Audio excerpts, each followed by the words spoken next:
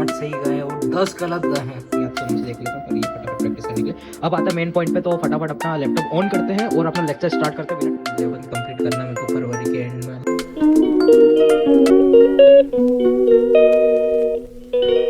Time हो रहा है 11:48 रात के और यहाँ अपना चैप्टर कंप्लीट हो गया। सकते हो मतलब राइटिंग ओके है मेरी, क्योंकि अभी तक पढ़ना है इसको थोड़े टाइम तक, तो राइटिंग समझ में आना ज़रूरी है और अच्छे से लिखते एक बार तो सही रहता है हमेशा।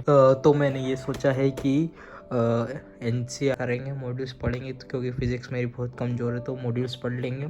उसके सारे PYQs करेंगे, वो वाले नहीं करेंगे जो इसको करेंगे, और एग्जाम्पल ट्राई और सेल्फ कर लेंगे। ये उसके बाद करने का डायरेक्ट जंप अपन करेंगे कहीं पे NCERT के एग्जाम्पल क्वेश्चन कर लेंगे।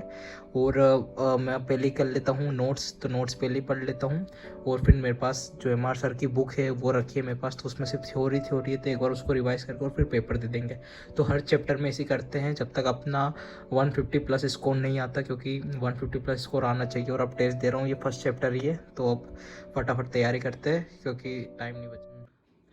सेट डाउन कर देते हैं और आप देख सकते हो 1 2 3 4 है ना, तो 4 लेक्चर बचे हैं अपना। तो ये motion of system of particles he complete हो जाएगा। उसके बाद मैं स्टार्ट करूँगा, ग्रेविटेशनल नहीं करूँगा क्योंकि 14 लेक्चर है, सॉरी रोटेशनल मोशन नहीं करूँगा, ग्रेविटेशन स्टार्ट कर दूँगा। मैकेनिकल, ये तीनों से कम क्वेश्चन आते हैं पर करना ज़रूरी है, तो पहले मैं इसमें ये तीनों छोड़ दूँगा।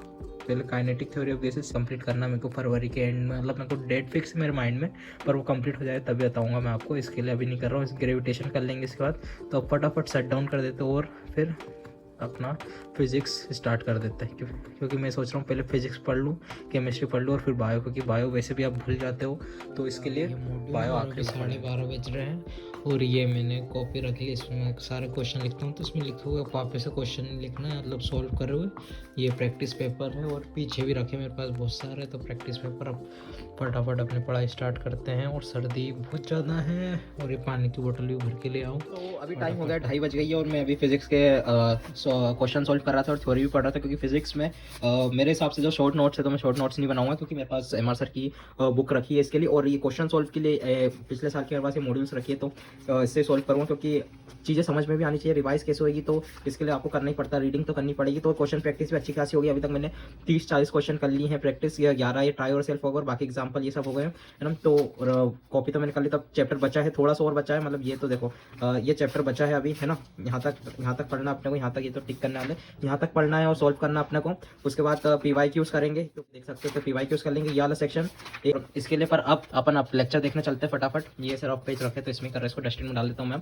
पूरा फिल कर दिया अपन ने, इसको पूरा भर दिया है, अच्छा रहता है ये, बढ़िया। इसमें आप प्रैक्टिस कर सकते हो, है ना, प्रैक्टिस के हिसाब से। बाकी मैंने क्वेश्चन तो पहले ही नोटबुक में लिख के रखे हैं, तो कुछ समझ में नहीं आता तो उनमें से देख लेता हूँ, पर ये फटाफट प्रैक्टिस करने के लिए अब आता है मेन पॉइंट पे। तो फटाफट अपना लैपटॉप ऑन करते हैं और अपना लेक्चर स्टार्ट करते हैं। अभी सिलेबस पूरा कंप्लीट नहीं हुआ है, तो लेक्चर स्टार्ट करते हैं ना, रात हो जाती है और रात में फिर देखना पड़ता है इसके लिए। अभी देखते हैं 3-4 लेक्चर जितने भी होते हैं अपने, और फिर वापस पे आते हैं, है ना। क्योंकि फिजिक्स ऐसा है कि आपको समझना पड़ेगा, और थोड़ा सा फिजिक्स केमिस्ट्री ज़्यादा टाइम लेता है कम्पेयर टू बायो, आप सभी को पता है। तो फिजिक्स से इसको पहले मैं करूँगा, देन केमिस्ट्री के ऊपर जंप करूँगा। केमिस्ट्री में एक ही चैप्टर करना है, सोल्यूशन, तो फटाफट हो जाएगा, है ना। इसमें unit and dimension and motion straight line है, ये थोड़ा टाइम लेंगे दोनों, क्योंकि बुक भी रीड कर रहा हूँ मैं, NCERT रीड नहीं कर रहा हूँ। NCERT एग्जाम्पल और जो इंपॉर्टेंट क्वेश्चन मुझे लगेंगे वो मैं कॉपी में लिख लूंगा, सॉल्व कर लूंगा, पर पूरी NCERT रीड नहीं करूँगा, इसलिए मॉड्यूल रीड कर रहा हूँ, ठीक है। क्योंकि और केमिस्ट्री, फिजिकल केमिस्ट्री के लिए मैं मॉड्यूल पढ़ूंगा, और इनऑर्गेनिक ऑर्गेनिक के लिए NCERT है, ठीक है। और क्वेश्चन प्रैक्टिस के लिए मेरे पास मॉड्यूल है, तो इससे करूंगा, ठीक है। तो पॉइंट पे आते हैं, तो ये कर लेंगे, है ना। और बायो इजी रहता है, बायो में सिर्फ NCERT नोट्स और क्वेश्चन प्रैक्टिस के लिए बुक है ही मेरे पास, ये मॉड्यूल बस,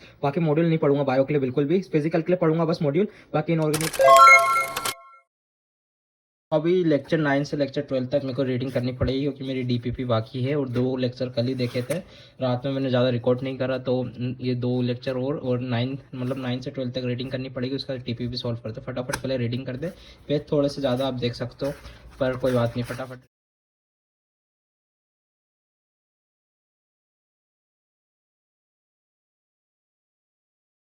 अभी हो गया 3:10 और यहाँ पर ये अपने रिवाइज कर लिया है, मैंने रिवाइज कर लिए हैं, और मुझे लग रहा है मेरी स्पीड बहुत कम है, मुझे क्या दिख ही रहा होगा, बहुत कम स्पीड है। फिजिक्स में भी बहुत कम रीडिंग करी है मैंने मॉड्यूल की, इसमें भी ज़्यादा कुछ नहीं पता नहीं कैसा लग रहा है। और अब फटाफट इसके टीपीपी देता हूँ, 2 टीपीपी तो उसमें मुझे लग जाएंगे अभी, ये मान के चलो आप 10 मिनट के आसपास, 10 से 15 मिनट लगेंगे, आप क्वेश्चन के ऊपर डिपेंड। टीपीपी सॉल्व कर दिए और एक में जो लास्ट वाली तो वो टाइम आप देख सकते हो 2 मिनट 30 सेकेंड, ज़्यादा गलत गए हैं पर ठीक है, चीज़ें भूल जाते हैं, 1-2 दिन बाद देते। और इसमें भी सेम स्थिति अपनी, 10 गलत और 6 सही, इसमें अपने को 4 मिनट लगे हैं टोटल। तो अब ठीक है, एक बार और देंगे वापस। फिर मुझे ज़रूरी काम से घर से बाहर जाना पड़ा, जो कि बहुत अर्जेंट काम था। और फिर 2 घंटे बाद मैं घर आया और फिर मैंने सबसे पहले पी चाय।